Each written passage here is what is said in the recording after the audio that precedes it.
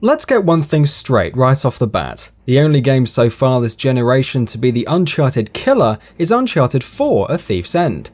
And though that may sound odd, it is the only game that has come close to dismantling its predecessors, and in a lot of ways it has succeeded. If this is the final game in the series, developers Naughty Dog are bowing out with their heads held high, as this masterpiece of a swan song lives up to its hype. If you've played the Uncharted series before, you know it starts out as an innocent, exciting quest that always turns into hell unleashed as nothing ever goes right. The formula remains the same, for the most part anyway. Except damn, Nathan's hair never misses a beat. Must be the product he uses. Wait here, Nathan. Just follow my lead. Uncharted 4: A Thief's End is the final chapter in the Uncharted series, according to Naughty Dog. As we're reintroduced to protagonist Nathan Drake, we find him living an all-too-normal lifestyle. You can see in his eyes that it doesn't fit him. That is until his long-lost brother Sam steps into Nathan's place of work and asks him to go on one last adventure.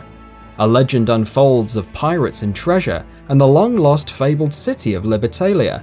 What goes on from there is pure swashbuckling adventure, and one damn fine story. Let's get the usual stuff out of the way first. Uncharted 4 does enough things to say it has innovated and freshened up the third-person shooter and action-adventure genres. From solid gunplay to great camera angles and wonderful story, playing the game is a treat. Naughty Dog aren't afraid of the old saying, if it ain't broke, don't fix it. So you will see the usual over-the-top action returning in the fourth game, such as making jumps you know you can't make, but the game insists you can.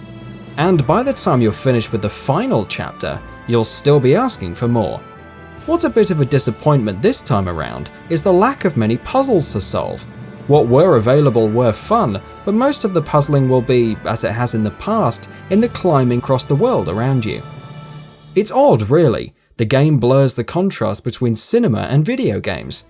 On one hand you have movies which try their hardest to make people look flawless, blemish-free and completely fake a lot of the time. In the end, it turns into a world of plastic people.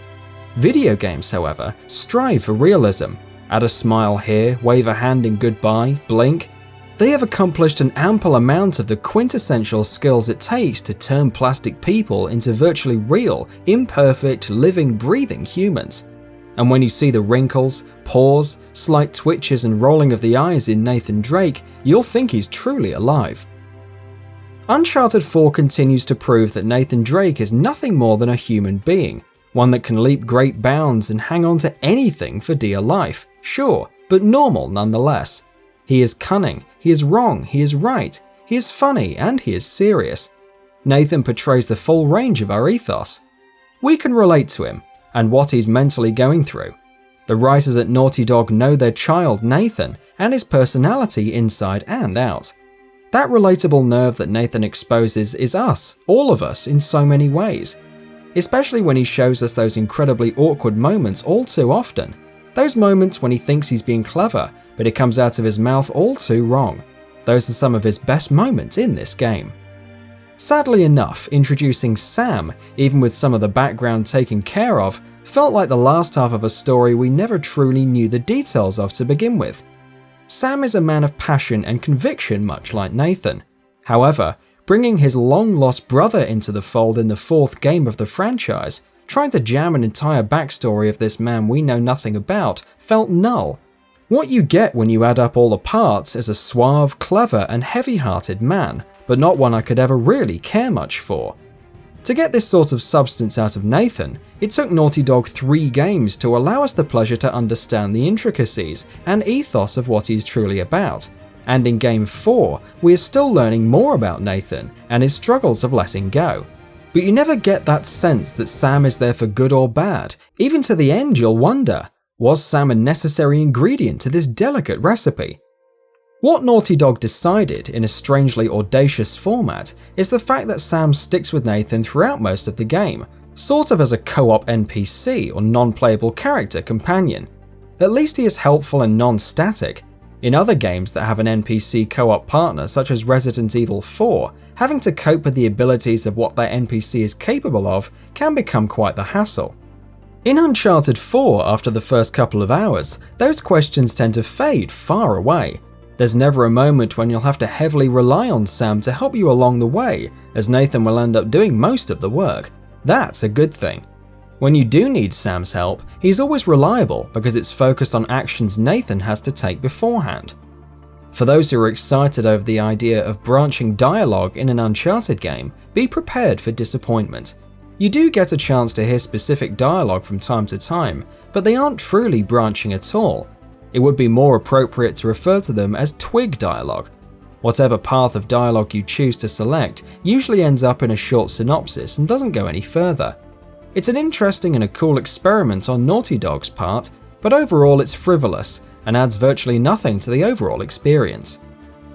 The fluidity of the full motion capture taken by means of using real actors in capture uniforms transfers over into the game brilliantly.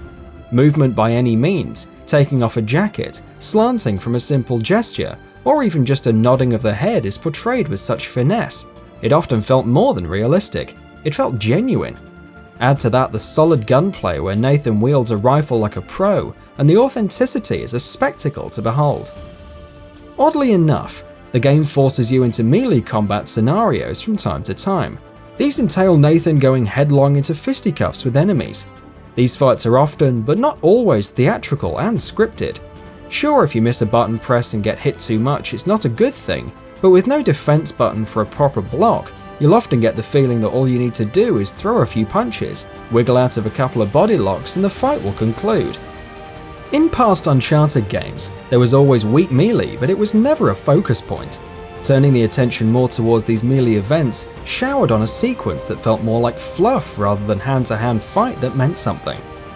The dynamic relationship between Sam and Nathan felt genuine, a true sense that those two really knew each other well, as any sibling should, shows the sincerity and passion of the writing that's gone into making Uncharted 4 a one-of-a-kind gaming experience. Segue that into another new introduction in the Uncharted series, the grapple and rope. Nathan and Sam carry along the grapple and rope for this fourth adventure. Why it took so long to think of bringing rope in a climbing game is beyond me. This helps the brother duo cross rivers and chasms and swing down on enemies with ease. Unfortunately, the grapple and rope lead to plentiful moments of, why can't he just use the grapple to get up there instead of sending Sam through a dangerous path? Now you understand the segue, see? And there is the inevitable driving of a vehicle.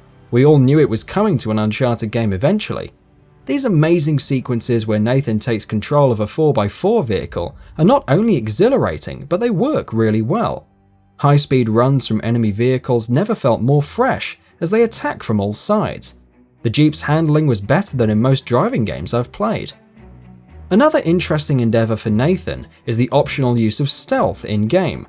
What used to be a pure third-person action-adventure series has now added in what you can decide to be a light or heavy stealth component. During certain segments, enemy AI have line-of-sight inference that allows them to suspect and investigate out of the ordinary situations. These occur when Nathan is sneaking around and makes a noise or shows himself that will catch the enemy AI's attention. Much like Assassin's Creed, enemy AI will start off with a clear counter that fills white the more it suspects something is suspicious. Upon filling the counter white, it will then turn to yellow, which means the enemy is onto you and begins to heavily search what he saw. If the enemy AI sees you one time after that point, the yellow counter will turn orange and the enemy will then begin to fire upon Nathan. The stealth is solid for the most part.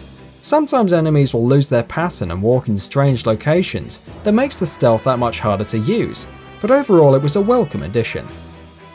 What Uncharted 4 offers that no other game at this time can come close to matching is the scope of breathtaking visuals which envelopes the world everywhere. Spinning globes, rotting vines, rusted beams, it feels like there is no end to its majesty. The mountains and vistas of Madagascar poking through the clouded mist swallowing the island, sea life of every imaginable colour and likeness, breathing life into the waters below, and snow-drenched mountaintops hiding ancient pirate ruins, forgotten centuries ago, are just a few elements of this breathtaking visual experience. This is the definitive graphical powerhouse this moment in time for this generation on any console, even gaming PCs. Experiencing the musical score within Uncharted 4 was like going to a live orchestra. Those moments where life or death are possibilities, when hanging onto a cliff for dear life, ring through as the sound portrays the atmosphere and the acceleration narrows or widens immensely. This is definitely a game that is in constant acceleration. There are a few moments when you can actually take a breath and calm down with the musical score, but those slower moments are often story moments that bring the right choral for that moment of jaw-dropping intrigue. By the time you've completed Uncharted 4, you won't be able to name many other games with that perfect sense of pacing that really brings this game together. Uncharted is that unique series that transcends many games in and out of the action-adventure genre, and Uncharted 4 is no exception. What's present and brought to the forefront, as only Naughty Dog seems to be able to attest, that unadulterated clandestine sense of discovery. Uncharted 4 provides those magical moments which are not even mentioned in Legends, and you think to yourself, I'm the only one that's been here in hundreds, maybe even thousands of years. It's that adventure that overwhelms our senses and truly makes Uncharted 4: A Thief's End stand out as the Uncharted killer. There's gotta be another way. I need you on this one.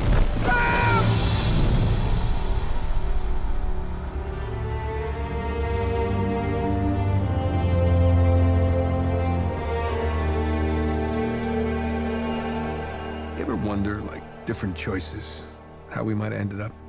No. I like the hand we've been dealt.